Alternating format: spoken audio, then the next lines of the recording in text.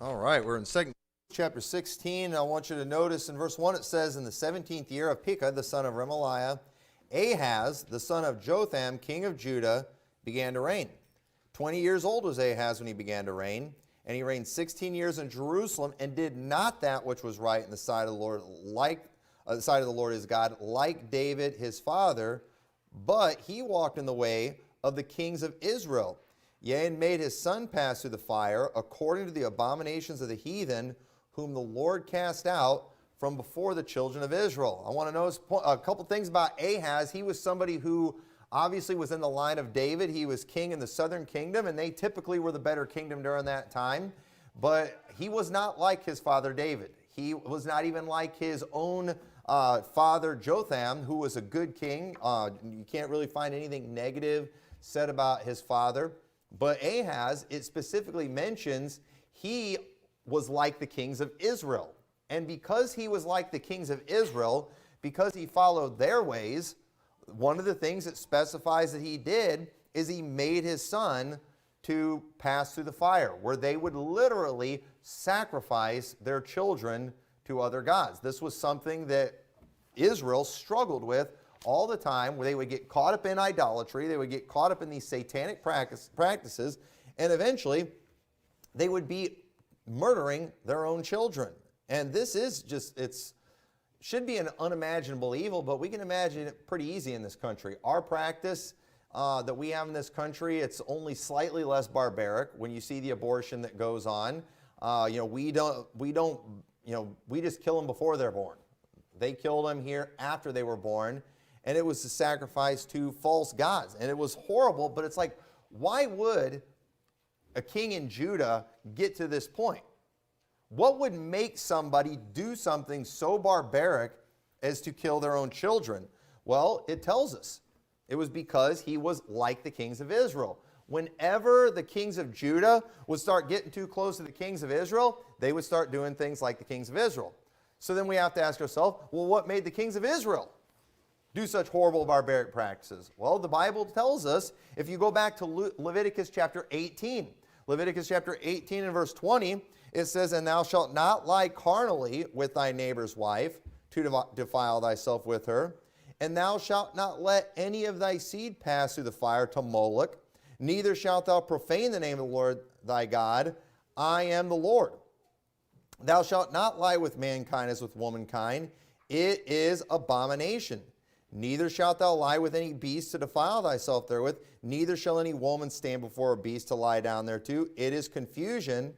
Defile not ye yourselves in any of these things, for in all these the nations are defiled, which I cast out before you. The reason Israel did some of those things is because they didn't drive out the heathen like they were supposed to, and they let the heathen rub off on them. And what's interesting about this is it started out with them just lying carnally with thy neighbor's wife. What did we have go on in like the 60s and 70s? We had the sexual revolution, didn't we?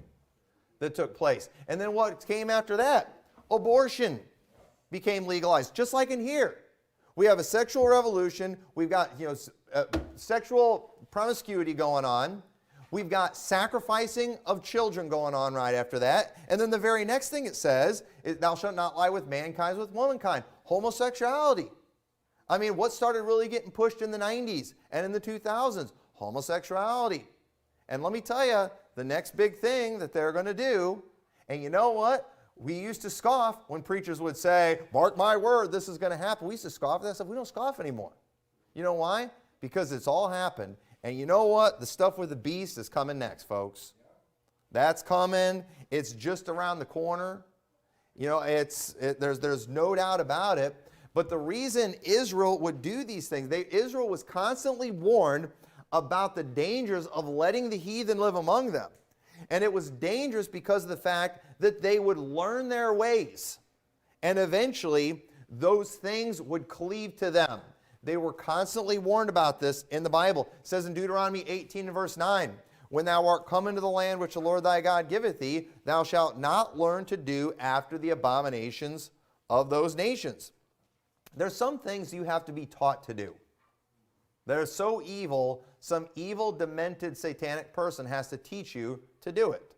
things like sacrificing your children, things like homosexuality. These are things you have to be taught. This is why they want to push this stuff in school so much. Because people aren't just going to naturally do these things. They say, well, how come it happened? And people are like, well, how did it happen before? Evil, satanic people taught others to do it. That's how this works. And so he said, there shall not be found among you anyone that maketh his son or daughter to pass through the fire, or that useth divination, or an observer of times, or an enchanter, or a witch, or a charmer, or a consulter with familiar spirits, or a wizard, or a necromancer.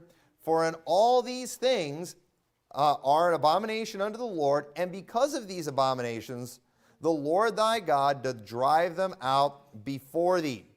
So, again, we see in the Bible the dangers of living among the heathen was that they would learn sexual perversion, and they would end up with an unnatural affection towards their children. God warned them about that, and the Bible proves every one of those things happened because they were not obedient to God in these areas. And in Romans chapter 1, in verse 26, it says, for this cause God gave them up unto vile affections, for even their women did change the natural use into that which is against nature. And likewise also the men, leaving the natural use of the woman, burn in their lust one toward another, men with men, working that which is unseemly, and receiving in themselves that recompense of their error, which was meat. And even as they did not like to retain God in their knowledge, God gave them over to a reprobate mind to do those things which are not convenient. And by the way, you want to know what kind of helped kick off the sexual revolution and all these things? They started out before that getting rid of any mention of God in the public schools, taking prayer out of the public schools, taking the Bible out of the public schools. They had to get God out of everybody's mind so they could teach all this manner of filth that they're doing. And again, the progression that God warned about, we have seen it play out in our country. There's absolutely no doubt about it. And there is no doubt that what we see described here in Romans chapter 1 is where we are in America today. And so just this week, we've gotten a glimpse into the hideously ugly truth about a large percentage of women in our country, just at their reaction at the news that it might become more difficult for them to slaughter their babies. I mean, folks, the reaction to this thing, I mean, it makes our country look really bad. And the fact that it's been legal for so long looks really bad. And let me just say this too, all right? I don't want to get sidetracked with politics, but this is why there's been such a fight for the Supreme Court, because everyone knows that Roe versus Wade, that decision was a horrible decision that violated everything in the Constitution, that violated everything that the court stands for, and they have needed to keep that court as liberal as possible because they knew if we get too many conservatives in there, certain laws are going to get challenged, and this is going to come up again, and it's going to get shut down. Everybody knew that.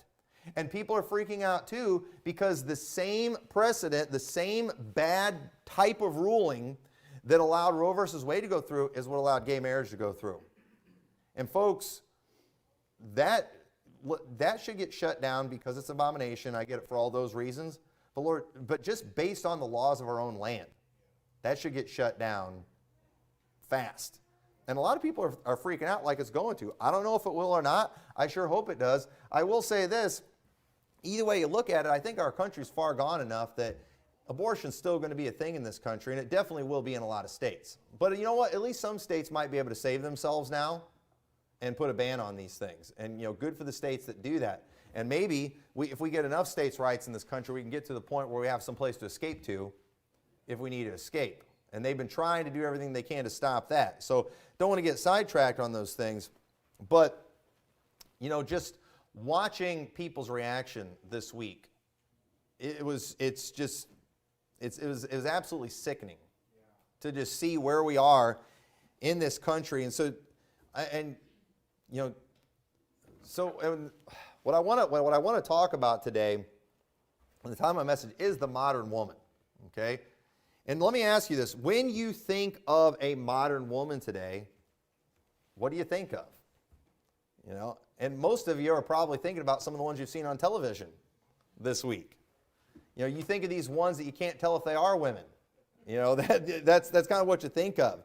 these women out protesting, freaking out. That just, I mean, I got to be careful what I say. I'm behind the pulpit right now. I want to keep everything appropriate, but the picture you have in your mind, and even when it comes to not a negative one too. All right. So for example, too, you can look at a picture of a woman from different time eras, and you can pretty much tell what time era it is, can't you? There's a look that they had in the 20s and in the 30s and the 40s and all that. There's a look that you can typically tell. Last week they had a bunch of the wedding pictures here, and they were comparing some of the things, like that, my wife and our wedding. My wife did not know Miss Carrie at all, but there was a lot of similarities in the dresses and the styles and all those things because we got married pretty close to the same time. And you can typically tell when somebody got married just by how everyone was dressed at the wedding. We typically, and so not all of it's necessarily bad. You can look at certain hairstyles, and you can figure out what time era they're in by the hairstyles. Have you ever seen those, yearbooks from the 80s where like every female had the big, huge bangs that looked like a tidal wave or something? It's kind of hilarious watching that stuff. And, the truth is people, they just naturally follow after whatever the societal norms are. No matter how wrong, no matter how unpractical, or even just plain weird. Okay? Because, let's think about some of the things that's going on in this country that make absolutely no sense at all. You say, how's this a Mother's Day message? You're going to see it's all going to come together here, all right? But, think about the clothing styles that make no sense. Like skinny jeans. Okay? Especially on guys. Guys, why do you want to wear pants that are so tight? How is that practical? And even ladies, okay? I'm not a lady. I don't know what it is like to be a lady, but that can't be comfortable for you either. I'm seeing a lot more women too wearing these tight pants that they look like they're so tight that they're splitting open and they've got the big rips in them. And I'm not saying that those rips got there because your thighs were so fat. I think they were designed, I think they put those holes there on purpose. How is that practical? But yet, women are doing that. Why? Because that's what everyone does. One of the things that we make fun of in our family, and I see none of it here today, so I can make fun of this right now, but we make fun of and regularly mock the e-boy haircut. Just that boy that's just got goes and gets the perm, it's got the crazy curliness going on in the front. We call it the e-boy haircut. I guess that's what it is. Why people are doing that, I do not know. We were making fun of it not too long ago, and a little bit after that, we saw a family member who full e-boy haircut. We're like, what in the world? And then, my wife mentioned it being an e-boy haircut, and his mom's like, well, he was wanting to do his hair like that, and I wasn't going to let him do it, but then I went to the school and saw that all the other boys had their hair like that. Listen, as a guy, I don't understand why you want to have that much hair. I don't know, I'm thankful it takes me seconds to do my hair. And I use some hairspray, and I'm good for the day.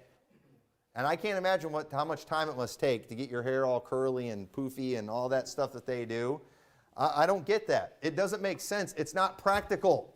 Yet boys are doing this. They're going to a beauty shop and getting a perm. Why? Because somebody said it was normal. Okay, how about other things that we do? How about spending $8 for a cup of coffee? Shouldn't we be embarrassed by that?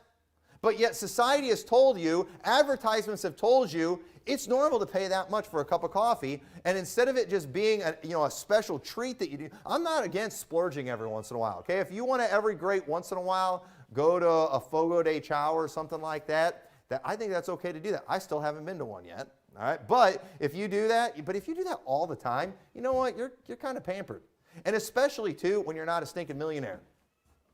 But yet people, and to me, if you're spending $8 a day on coffee, you should be really rich if you're doing that. But yet poor people do it all the time. Why? Because we've been told by advertisers it's okay. That's what society does. And so people do things that don't make sense. Think about some of the past fads that we look back and laugh at. Ladies, aren't you glad you're not wearing corsets today and, where you have to tighten, they make it real tight where you can't breathe? That couldn't have been comfortable. That couldn't have been practical. Men, aren't we glad we're not wearing those powdered wigs anymore? Why did they ever do that? Why would they ever do something like that? I don't know. But somebody told them it was normal. And you know what? People, they don't usually want to stand out. And there's many social or societal rules that people follow without actual written rules being made. And these things are revealed every day by things like dress, hairstyles. And these things, we see these things in churches, in schools. Folks, whoever told ladies it was okay to go out in public and go to Walmart in a pair of yoga pants? There was a time, women would have been embarrassed to do something like that, but somebody eventually told them it was normal and it was okay, and now everyone's doing it. How do these things happen? Okay, society changes, and people's thinking on these things change, and it's no longer embarrassing anymore, but these things should be. And again, people don't want to stand out. There's typically a look. You can look at a picture of a church service, and you can usually tell what decade it is. Why is that? We're old past Baptists. We never change. Actually, we do. There's a difference in the way the women looked 10 years ago, 20 years ago, 30 years ago. And not all of that's bad. It's okay to keep up with certain trends, I guess. It's okay to look like you're living in the decade that you're living in, as long as you're not violating any of God's rules and any laws in the Bible. But at the same time, anywhere you go, people are just trying to conform because people don't want to stand out. And so, how many of you saw the dress code for our church? How many have seen our church dress code? Oh, nobody's seen it? You know what? We don't have one, all right? I got to be careful about that. But at the same time, too, there's quite a bit of similarities. Okay? I see a lot of guys wearing ties and suits. Okay? How is a tie practical? And how's even a suit practical? Okay? I noticed this one, too. I just got it. It doesn't have the extra pad in the shoulders. I don't know about that. But I can actually move better in it. It's not as tight around the arms and stuff. So maybe we're going a little more practical in our new modern trends, but I don't know. But people we just naturally do some things. So that's a nice thing too. When you have a church and it has people in it that love the Lord, and ladies who want to look like ladies, and men that want to look like men, new people when they come, you don't really have to tell them to do those things. They'll just kind of naturally do them because people don't want to stick out like a sore thumb. Nobody wants to look like the only trendy in here and be wearing the skinny jeans and the pink shirt and all that kind of stuff. Nobody wants to do that with the e-boy haircut. Nobody wants to do that. So the thing is, we don't like to admit that we all kind of go along with certain societal norms and stuff, but at the same time, we do. And while I would definitely say the average Christian woman today is not like the world, as far as we're not killing you're not killing your children, the perverted stuff that's going on. But I will say that many ladies today have been affected mentally and emotionally, maybe, by the heathen, and many women today are struggling emotionally as wives and mothers, and I believe it's because we've allowed the heathen to get in our head. A lot of women today are feeling unfulfilled, incomplete, like a failure or something, because you have let society get in your head and tell you this is what will make you happy, this is what it means for you to be successful, and then you're going along your way, and you feel like a lesser woman. But folks, I'm here today to tell you society does not know what makes women happy. Think about the women that they're trying to prop up today. Women like Bruce Jenner. These are the ones. All the women that they're promoting today are actually men.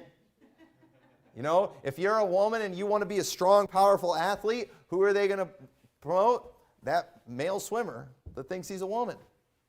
Who got Woman of the Year last year? Didn't they give it to that one dude that's like the health, and in charge of all the health and everything? Okay? Ladies, I promise you won't be happy being a man. And you know what? Society today, all the women they're propping up are actually men. And it's because they don't know what makes you happy. But a lot of women, they're like, you know what? I need to try to compete with these men. as a woman. And no, you're not supposed to do that. And let me just say, too, when it comes to this, it's not just the fault of the women that they're feeling this way. A lot of it is the fault of the men. I'm talking about the Christian men who have also bought into many of the lies of the heathen about women. There's a lot of men today, intellectually, we hold the correct position on the role of women in society, but we've done a sorry job of exalting that position properly. And in reality, we've kind of contributed in a negative way when it comes to helping in this. And we've got to make sure that we properly represent what it means to be successful and happy in this country. And when we see women who are doing well, you know what? We ought to lift them up. We ought to praise them. And America right now, our country is just so messed up on so many levels. America right now is in a state of confusion because they've gotten an inside look into the relationship of Johnny Depp and Amber Heard. Everybody's talking about that right now. And people don't know what to think because they're seeing, you know, these two are in court. I guess they got divorced and they're suing each other.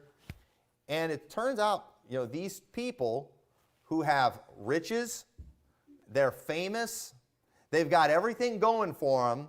They're like the role models of society. I mean, these are literally idols in America. And it turns out, you listen to their marriage, you see what was going on. These people are low-life trash that just live in mansions.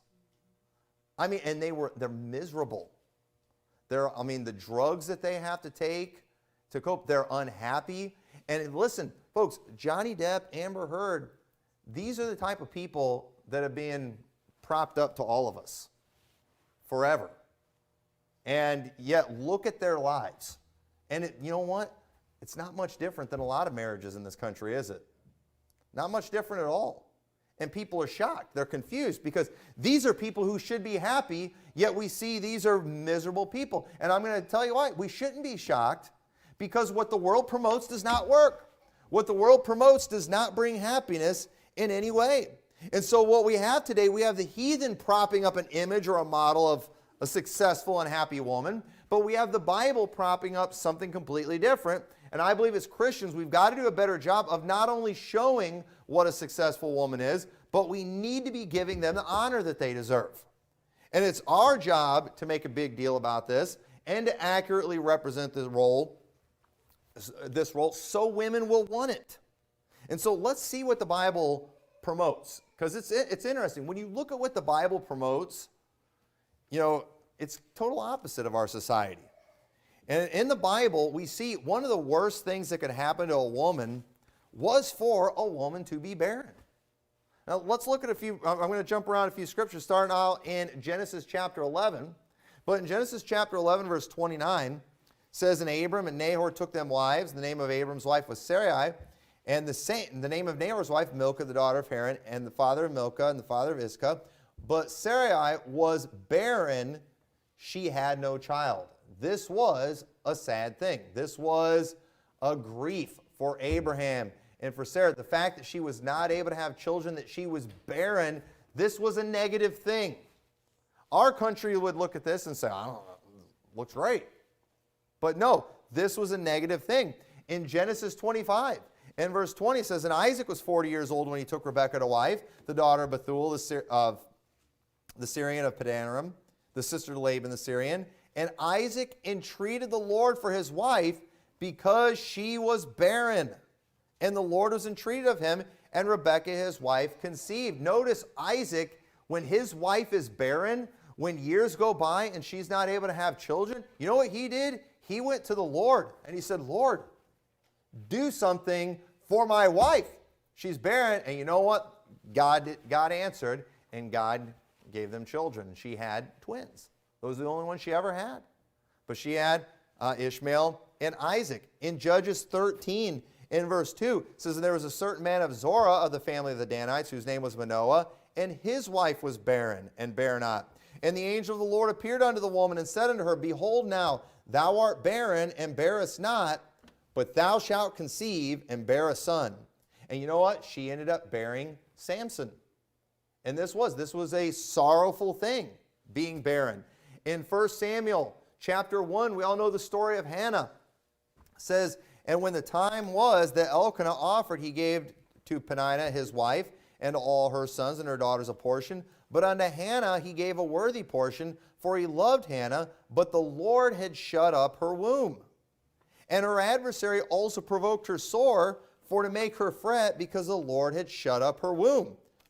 And as he did so year by year, when she went up to the house of the Lord, so she provoked her, therefore she wept and did not eat. Then said Elkanah her husband to her, Hannah, why weepest thou? And why eatest thou not? And why is thy heart grieved? Am not I better unto thee than 10 sons? So Hannah rose up after they had eaten in Shiloh, and after they had drunk. Now Eli the priest sat upon a seat by the post of the temple of the Lord, and she was in bitterness of soul, and prayed unto the Lord, and wept sore. And notice here how, Hannah was the favored wife. He gave her better gifts than he gave the other wife. But the other wife was able to provoke her and to bring her, just great sorrow, and she was bitter in her heart. Why? Because she was barren. It didn't matter that she had these gifts. It didn't matter that her husband treated her good and loved her even more than he loved his other wife. She wanted a child. And so she went to the Lord and she poured her heart out. She was praying and crying so hard. Eli, when he saw her, thought she was drunk. Thought something was wrong with her. And you know what I noticed when I was going through this? I think it's interesting. This is kind of another side note. But I never realized before how many great, mighty men that were used by God greatly in the Bible were men who were born of women who were considered barren at one time. It's kind of an interesting thing, and I do think there's actually some prophetic significance to that. Because if you go to Galatians chapter 4 and verse 26, it says, But Jerusalem which is above is free, which is the mother of us all. For it is written, Rejoice, thou barren, that bearest not, and break forth and cry, thou that travailest not. For the desolate hath many more children than she which hath an husband. Now ye, brethren, as Isaac was, are the children of promise. And that's a quote from Isaiah chapter 54, verse 1, where it says, Sing, O barren, thou that didst not bear. Break forth into singing and cry aloud, thou that didst not travail with child. For more are the children of the desolate than the children of the married wife, saith the Lord. You want to know what this is a picture of? Barren women having children? It was a picture of Gentile salvation. That's what it was. You had Israel that had all the blessing of God, that had all these good things coming their way. And then you had the Gentiles where really nothing was going on. But in the end, who did God end up greatly blessing and multiplying? It was the Gentiles.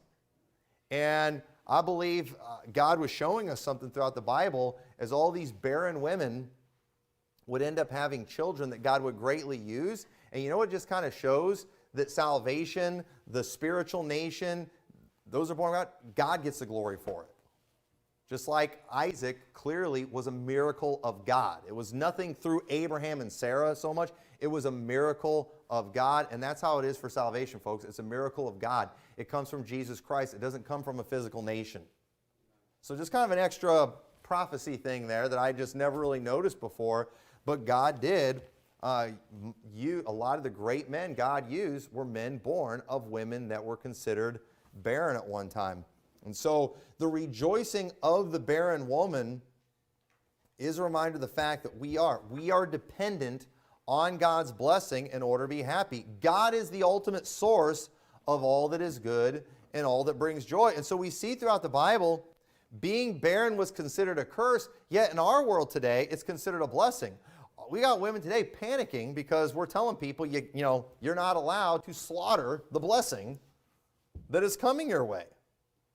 Our society pities a woman that's surrounded with little kids, yet society used to pity the woman who had no children. Isn't it interesting how things have changed?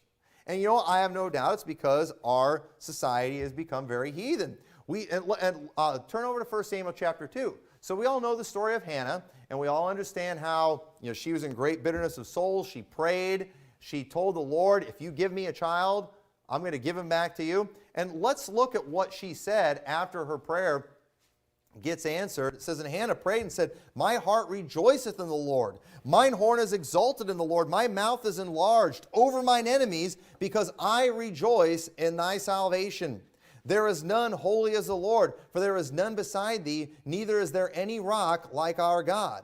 Talk no more exceeding proudly. Let not arrogancy come out of your mouth, for the Lord is a God of knowledge, and by him actions are weighed. The bows of the mighty men are broken, and they that stumbled are girded with strength. They that were full have hired out themselves for bread, and they that were hungry ceased, so that the barren hath borne 7, and she that hath many children is waxed feeble. This kind of sounds like a psalm here, doesn't it? It sounds like one of David's psalms. I mean, she's rejoicing. She's excited. She said, the Lord killeth and maketh alive.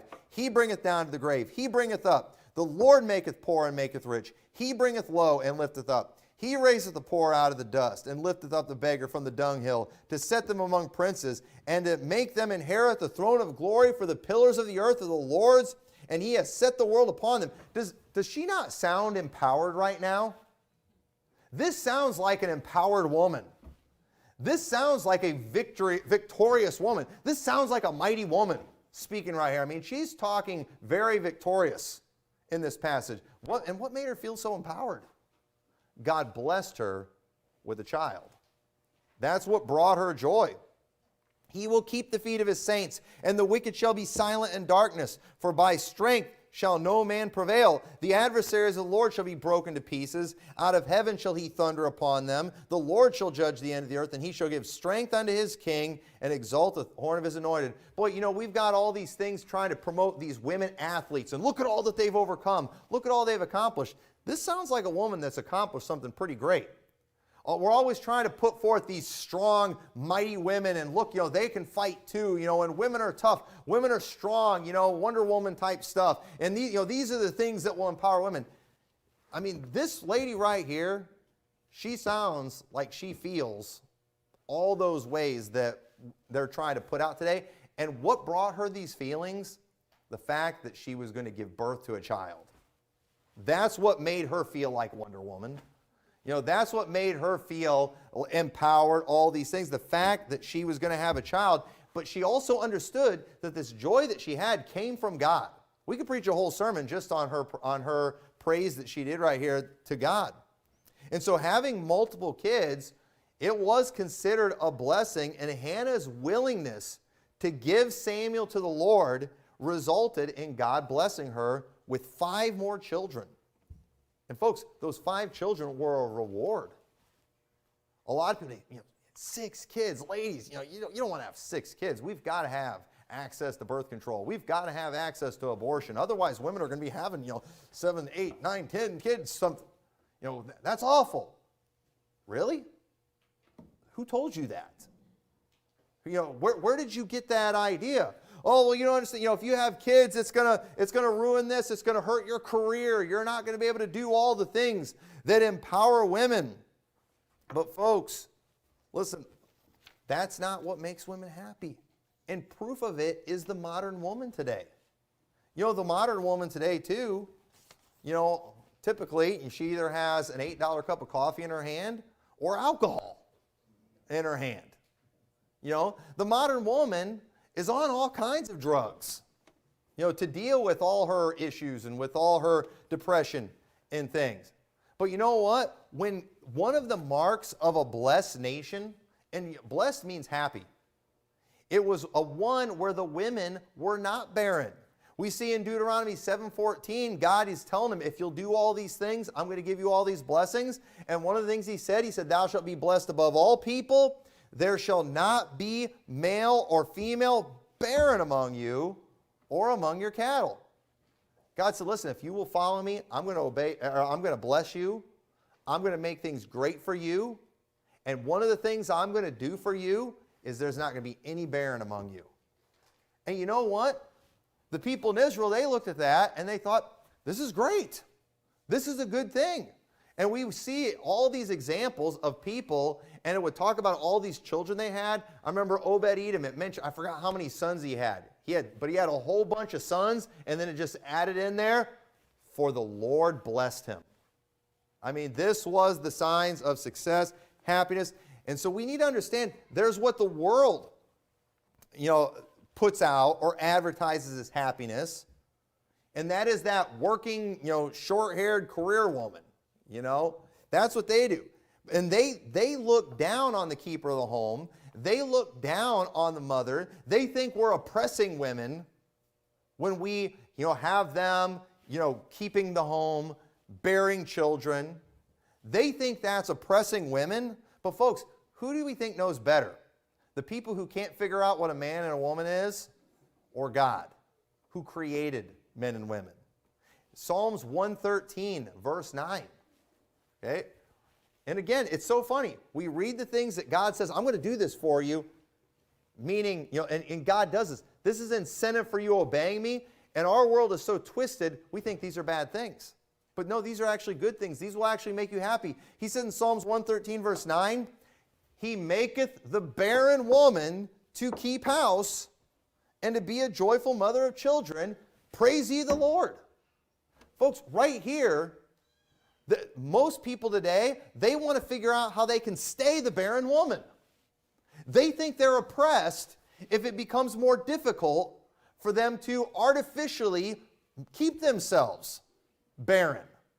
That's how they are, because the worst thing that could possibly happen to these women is for them to have to be homemakers, for them to have to be keepers of the home. But God said, no, I want to bless you, and one of the things I'm going to do, I'm going to make the barren to keep house and to be a joyful mother of children. And part of keeping house is not just keeping this, keeping a museum and keeping things looking nice and the decorations all pretty, which is fine if you do that. It's nice having a pleasant looking home. But it's the fact that you are watching over children, that you are bearing children, that you are feeding children. Folks, there was a time when people looked at kids as a blessing of God. And if you had a house full of children, look at these wonderful treasures that you have. And of course, they're a lot of work. But do you also understand one of the things that we thrive on in this country? One of the things people use to brag on themselves is their work and how busy they are. Did you know we need to be busy? But what is it people always got to do? They always, when they send out their Christmas letters, oh, busy, busy, busy. It's been such a busy year. Always talking about how busy they are. But it's always busy, doing this work, running for city council, working at the homeless shelter. It's always those things. But people thrive on their busyness, and it's because we need work. We need something that's fulfilling. But folks, what's more fulfilling? Feeding drugged up bums? Being a secretary and answering phones? Or bringing life into the world? Educating children, feeding them, loving them, caring for them.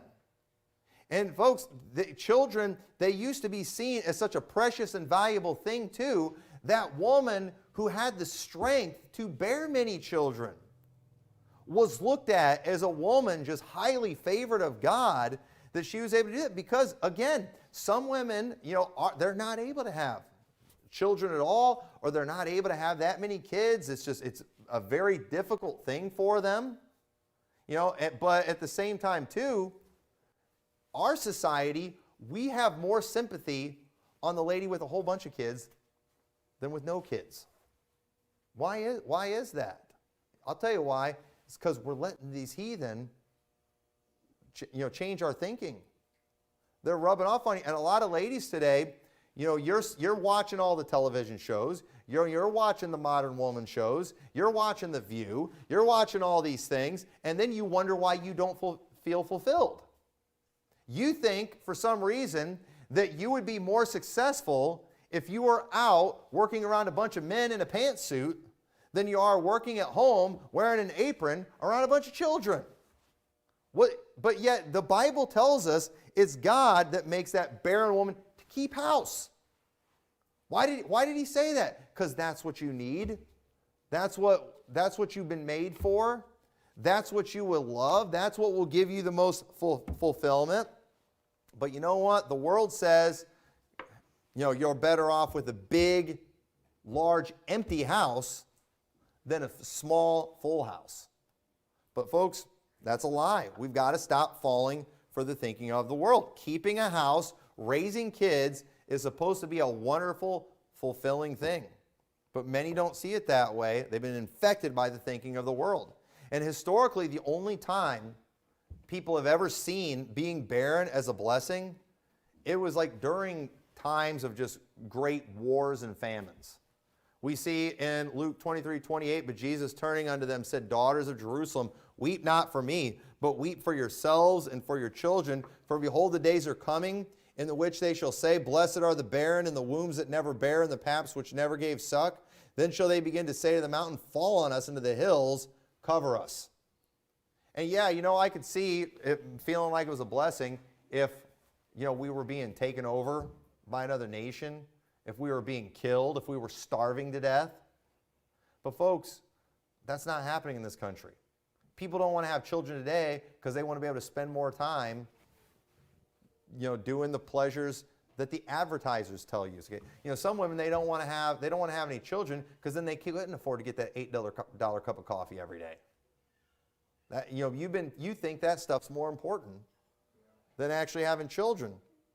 Let me tell you, that $8 cup of coffee is not going to make you happy. It's not. That's because they're going to come out with something more expensive. You're going to be paying $9 for a cup of coffee. So these things don't make any sense. But you know what? We clearly are not in this situation like that right now where we should feel this way. And even then, it was only a relief because of the fact that they knew they wouldn't have to see their children suffer with them, because nobody wants to see that. Nobody wants to see their children suffer and starve. But that is not happening in this country. And many Christian women today, they've been convinced of a lie about what makes a woman happy and successful. And as a Christian, we have got to promote the truth. We have to give honor and praise to the right kind of women. Time magazine is not going to do it. They're going to keep on making men women of the year. But you know what? We've got to treat our wives. We've got to treat our mothers like woman of the year. We've got to prop up the right kind of women. We've got to promote that. We've got to teach these things. We've got to start seeing these type of people as the more successful ones. You know what? People today, I saw a thing a while back where Jennifer Aniston, she was saying something, I won't get the quote exactly right, but Brother Austin in Sunday school was talking about how if you're on social media all the time trying to tell somebody how happy you are, it's probably because you're not really happy and everybody knows you shouldn't be happy. And I guess some people said something about her, feeling sorry for her because she's like in her 40s or 50 or something, and she's like never had any kids. And the truth is, you know what? And so she had to say a bunch of empowering stuff about herself and about how great her life is and everything. You know what? Because even though she's famous, even though she's considered, all these things that guys like, and they'll talk about the beauty and all that kind of stuff, and still at this age, she looks this way or whatever. You know what? Everyone still knows instinctively we should feel sorry for her. She's never had a good marriage. She's never had any children. She's only just been famous. And we all know Johnny Depp and Amber Heard have proved that being famous doesn't make you happy. Beauty is only skin deep. And that stuff is only going to get you so far. And you know what? Jennifer Aniston, people like her, are going to have to keep saying, these type of empowering things about themselves, trying to convince people that they are happy and that they are successful and that they have just as much worth as every other lady. You know what? No, they don't. Because she's going to die alone. That's what's going to happen. That's what's going to happen with her. And yeah, she'll be filthy rich. She'll probably die in a mansion. But you know what? She's going to die alone. And I'm here today to tell you that mother that's got a bunch of kids, that love those kids, raise those kids, train those kids, she's a greater success. That's the kind of person that we should be propping up. And so you know what, men? Let's not send the wrong message by talking about the Jennifer Anistons and paying attention to people like that. These are not what we want. We do not want our daughters being like her. You know why I don't want my daughters being like her? Because I don't want my daughter to be somebody that's got to go out and say dumb stuff to try to convince everyone that she's actually happy. I want a daughter that actually is happy. And I believe God knows where she'll find happiness better than our world does. And so, you know what? I want to teach that. I want to promote that. And folks, we have to promote it because the world's not doing it. The schools aren't doing it. Where are people going to learn how to be the right kind of woman, the right kind of mother? How are people going to learn where true happiness is? We've got to get it done in the house of God. And you've got to do it also in your homes. You've got to practice these things. You've got to promote these things. And I'm telling you, the Bible is always right. And what it is pointing out, what it is propping up, is a polar opposite of what's being propped up in our country today. And you know what? We shouldn't fall for it. And I think it is. Here we are this Mother's Day, and people are making Mother's Day all about not being able to kill your children. I didn't even watch it. I saw something about it, but apparently Saturday Night Live did a bunch of stuff last night about this abortion thing. I guarantee you they threw a fit. They threw a fit. You know why? Because they're a bunch of just liberal, left-wing communists. And they do. The thought of making a woman be a mother, and let me just close with this too. They always want to talk about the less than 1% of people that are raped and things like that. I think the solution is real simple. Violent public executions for rapists. I think that would solve it. Or rapists who get women pregnant, you give it the choice of the woman. He can have a violent public execution, or he's your slave for the rest of your life. He's got to pay for everything for your child. I think we bring slavery back for rapists. If you're a rapist, you are a slave or violent execution. I think then that 1% is really going to get low. It's going to really get low. But you know what? Our country, it's heathen, folks. And that's why we see in the Bible, we see lying carnally with the neighbor's wife. You see sacrificing your children. You see homosexuality. And then you see bestiality. And it's coming. And you know where it's already started? It's already started with this new phenomenon they've got going on in schools where they have these kids that call themselves furries or whatever. And you're supposed to identify them. Some teacher got in trouble for I forgot what the details of the story, but she didn't really acknowledge the fact that this girl was whatever she thought she was.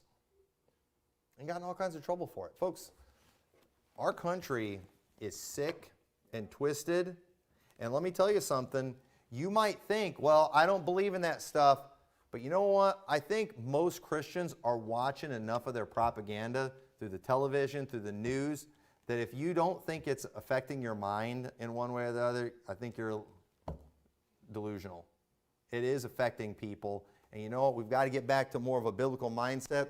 And I think we need, as men, let's do our part to lift up and exalt the biblical woman. And I believe that will help a lot. So with that, let's pray. Dear Lord, I pray that this message was a help. Lord, I do thank you for all the wives and mothers that we have in this church and for just the many children. Lord, you have really blessed this church.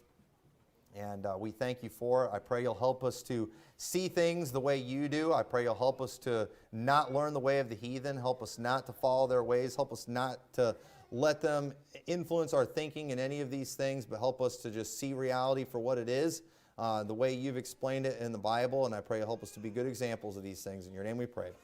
Amen.